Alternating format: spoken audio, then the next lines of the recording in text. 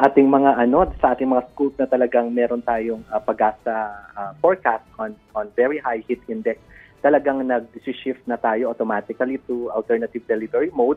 So yung mga schools naman na hindi naman covered by this heat index forecast from Pag-asa, yung mga mitigation natin diyan include the proper ventilation ng ating mga classrooms, yung clothing ng mga bata, pwede tayong mag-adjust na wag mag-uniform and wear something light and comfortable para naman maisan yung nararamdaman nilang init during this time. At syempre, yung ating mga schools, meron na silang mga kanya-kanyang plano para maging continuous pa rin yung ating learning delivery despite the suspension of face-to-face classes.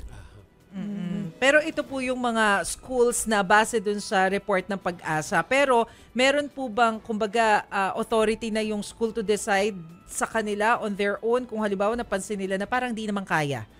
Yeah, kalimitan ganyan yung mangyayari in the absence of an executive order kasi yung ating mga local government units naman may mga preemptive announcements sila, may executive order suspending the face-to-face at sinusunod talaga natin yan. But yung sobrang nararamdaman at walang executive order, meron tayong authority na binigay sa ating mga school heads para mag-shift din to ADM in the event na ganyan ang sitwasyon nila.